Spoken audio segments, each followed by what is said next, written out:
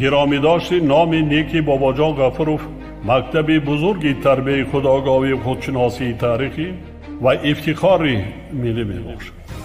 بنابراین ما را ضرور است که خاطره این فرزند فرزانه ملت را پاس داریم. شاه اثر تاجیکان و دیگر آثار بی‌گزند او را پیوسته آموزیم و از کار و فعالیت فداکارانه‌اش سبق گیریم. این برای نسل جوان بسیار یک نمونه عبرت است. من نسبت باباجان غفورов یک شخص فدایی نسبت به ملت تاجیک را می‌بینم.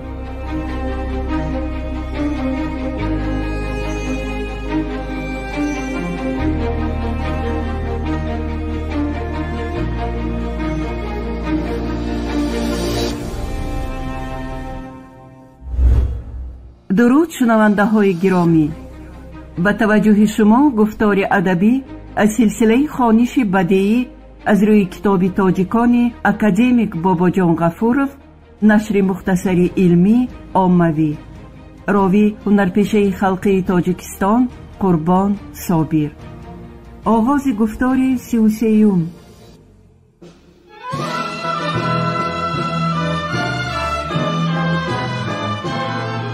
باباجان غفورov، تاجیکان. تاریخ قدیمترین، قدیم، عصر میانه و دوره نو. شرح و توضیح مختصری علمی و عاموی.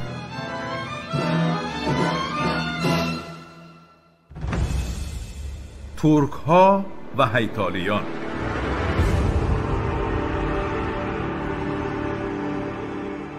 اکادمیک باباجان غفورov درباره مناسبات ترک ها با هیتالیان نیز نظری خود را پیشنهاد نموده می نویسد که زمان ترک ها به آسیای میانه سر درآوردند، هیتالیان در بین دو رقیب خاقانی ترک و ساسانیان ماندند.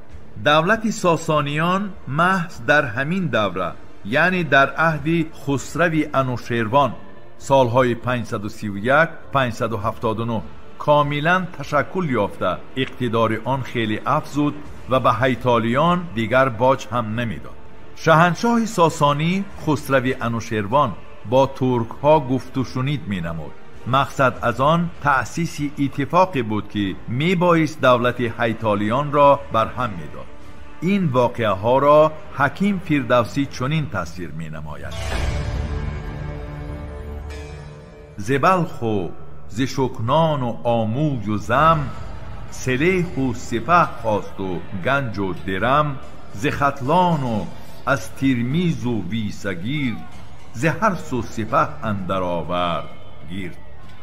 با همین ترک ها هیتالیان را در بین سالهای 663 و 567 شکست دادند و دولت هیتالیان موجودیت خود را قطع کرد. جنوب آسیای میانه در هیئت ساسانیان و ناحیه های شمالی در اختیار ترک ها قرار گرفت. بین آنها سرحدی معین نبود و بعضی محل های مابینی مجبور می شدند که یک باره به دو طرف باج دهند.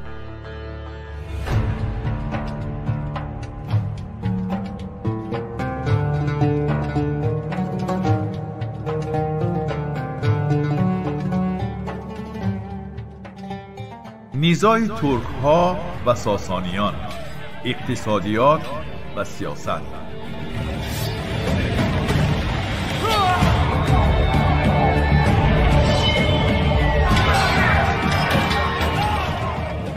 در این زیرباب اکادمیک باباجان غفورov آید به نیزای خاقانت ترک و شاهنشاهی ساسانیان مسئله های اقتصادی و سیاسی آن زمان سخن میراند.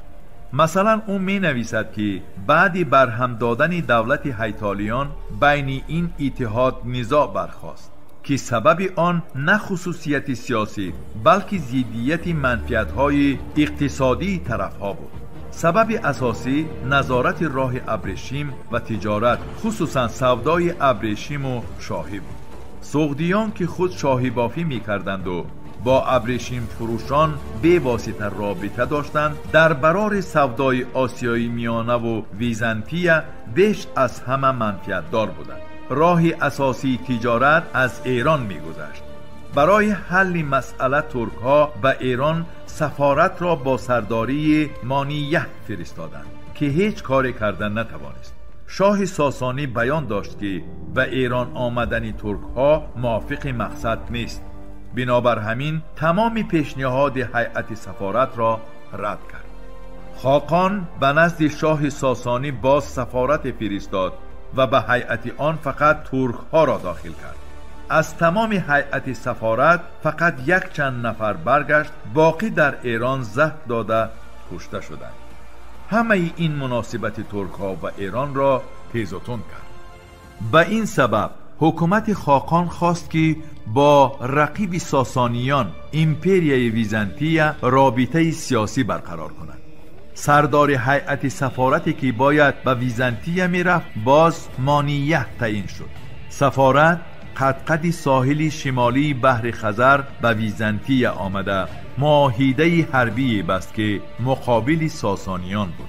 سال 588 ترک ها با سرداری ساوشاه به حدود دولت ساسانیان هجوم آوردند. ضد آنها سرلشکری ساسانیان بهرام چوبینه برآمده در محاربه ترک ها را شکست داد. گرچند ساسانیان در چندین محاربه ها غالب آمده باشند هم ترک ها دیری نگذشته از آن جایها دسته های لشکری فارس ها را دور راندند.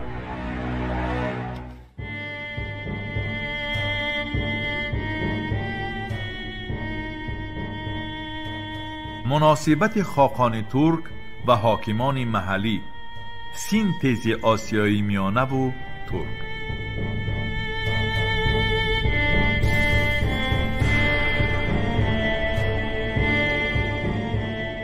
در قسمت مذکور اکادمیک باباجان غفورov درباره مناسبت‌های حاکمان ترک‌ها با مأموریت محلی سخن می‌کند. سیاست ترک‌ها که آسیای میانه را اشغال کرده بودند در ابتدا از سیاست هیتالیان فرقی نداشت، یعنی آنها به حاکمان محلی انداز مقرر کرده سلاله‌های حاکم را باقی ماندند و قاعده و قانون‌هایی که در این یا آن محل وجود داشتند تغییر نیافتند. ولی تدریجاً وضعیت دیگر می شود. ترک ها در آسیای میانه ترتیب اداره مأموری را از خود نموده به حاکمان فعال آسیای میانه تبدیل می یافتند. اعیان و اشراف ترک بیش از پیش در حاکمیت مأموری خود را مستحکم نموده سال 605 والی ناحیه چاچ را کشته به جای وی داله نام ترک را شناندند. در عهد تونشخو نام خاقان که در خاقانی غربی ترک حکمرانی میکرد سال 618 اصلاحات اعلان گردید که موافق آن خاقان مذکور تمام حاکمان محلی را والیان خود خوانده به همه آنها عنوانهای لازم را داد. ترک ها به واحه ها سر درآورده، قسمی آنها مقیمی شده، قسمی آنها شغل چارواداری پیشه کردند.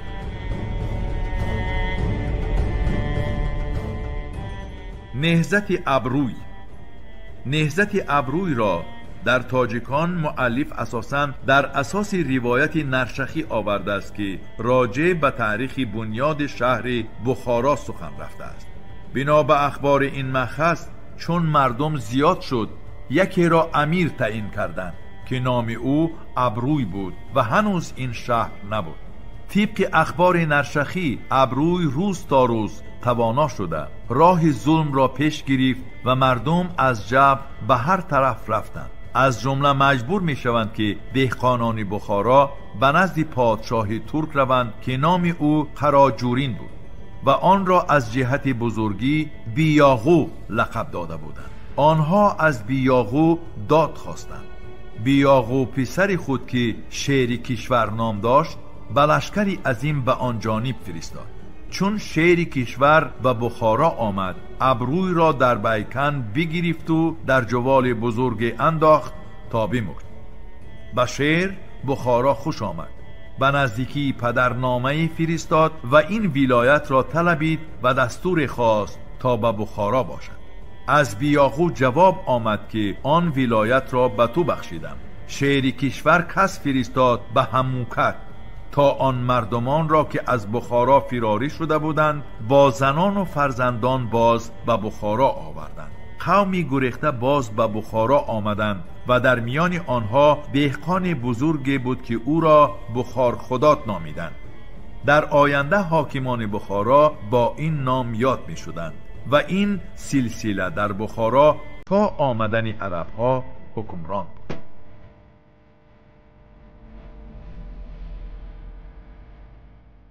دوم، تخارستان در عصر 6 ابتدای عصر 8. معلومات سرچشمه ها درباره وضعیت تخارستان در عصر 6 ابتدای عصر 8.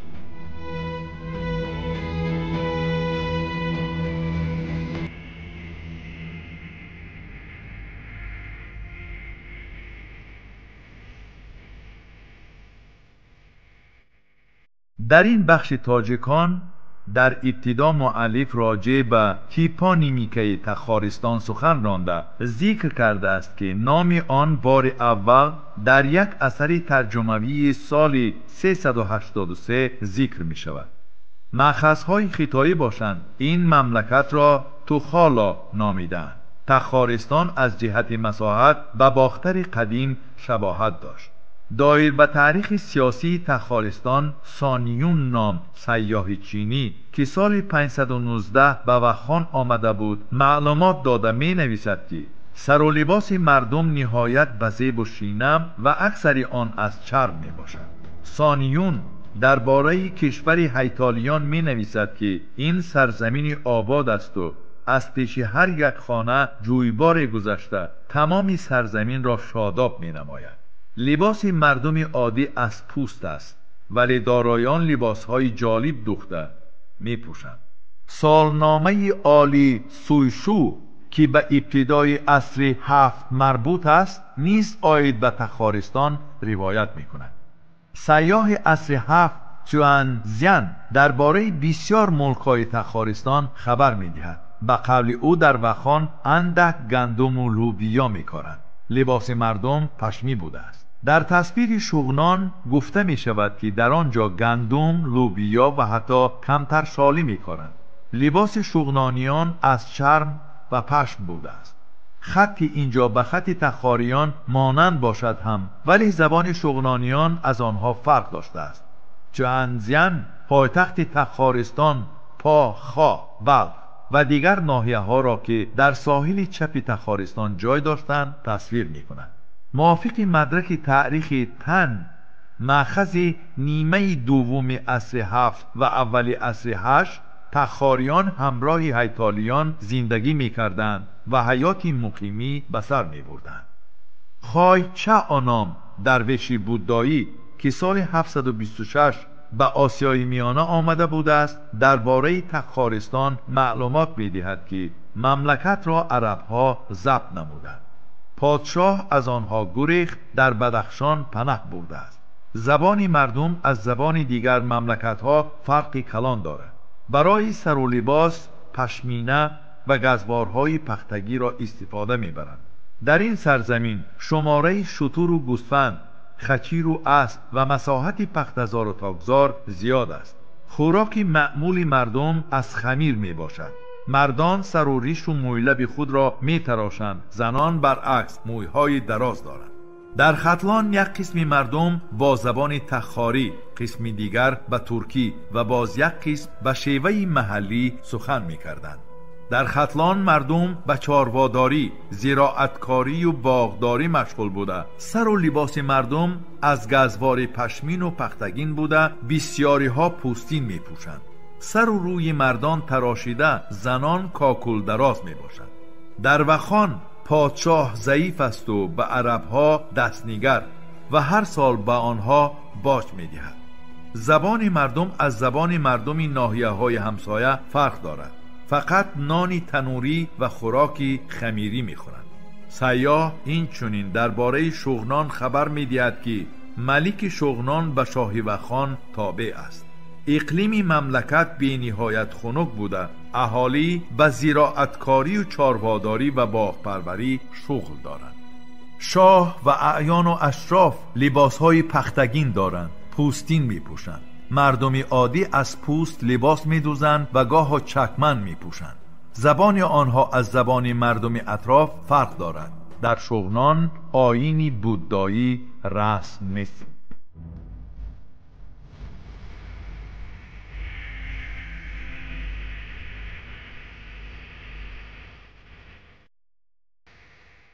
تاریخ سیاسی. در این بخش اکادمیک باباجان غفورов قید می نمایند که تاریخ ملک‌های آن دوره هیئت تخارستان را مأخذها به اندازه مختصر بیان می کنند. یکی از ملک‌های پراقتدار تخارستان ختلان بوده. در این منطقه به هر حال در حدود عصرهای 7-8 خاندانی محلی حکم می‌راند و یکی از نمایندگان آن شاه ختلان بود که نامش را تبری از سبال گفته است. شاید این شکل عربی شده همان نام ترکی است که در دیگر مأخذها شبالا آمده است. خایچا که در عهد السبال به آسیای میانه سفر کرده بود می نویسد که شاه ختلان اصلا از ترک ها بود. السبال از آخری عصر 7 تا ابتدای سالهای 30 عصر 8 ختلان را اداره می کرد. مأخذهای عرب او را مالک می نامند. شاید وی اصلا ترک یا ترک شده باشد هم نمایندگان آن عنوان ایرانی ختلان شاه یا شیر ختلان را داشتند. در مأخذهای عربی آنها عادتاً ملیک نامیده می شوند و مطیع حاکمان عمومی تخارستانی بودند. مأخذهای اولی عصر 8 خبر می دهند که پادشاه ختلان 50,000 لشکر گیرد آورده می تواند. نمی توان گفت که تخارستان عموماً دولتی متمرکز بود، زیرا در سر هر یک ملک یا حاکم یا مالک می نشست و انیقترش تخارستان را اتحاد دولت‌های قریب صاحب اختیار نامیدن درست‌تر می بود. از درجه صاحب اختیاری آنها همین نیز شهادت می دهد که آنها هم به مملکت‌های همسایه و هم به مملکت‌های دورترین هیئتی سفارت می فرستادند. درباره ساخت داخلی این دولت‌ها یگان معلومات نیست. در قیاس سوخت تخمین کردن ممکن که در تخارستان هم اداره مکمل مأموری وجود داشت. مثلا در کتیبه سوختی افراسیاب عنوان سفیر چغانیان دبیرپد، دبیری کاتبان نوشته شده است.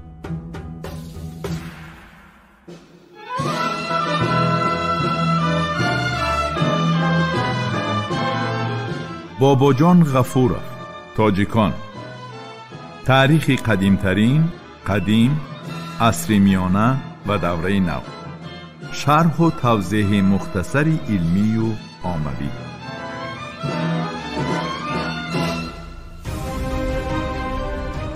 شنونده های گرامی، شما گفتار ادبی را از سلسله خوانش بدیعی از روی کتاب تاجیکان اکادمیک باباجان غفورov نشر مختصری علمی عاموی را در قرائت هنرپیشه خلقی تاجیکستان قربان صابر شنیدید.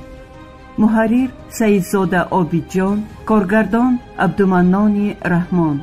این گفتار سال 2024 ثبت شده است. انجام گفتار 33.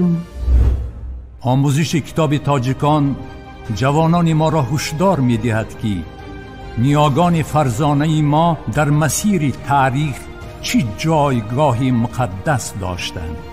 کتاب تاجیکان احساس خودشناسی ملی و زیرکی سیاسی را در دل و ذهن جوانان ما تحکیم می بخشد.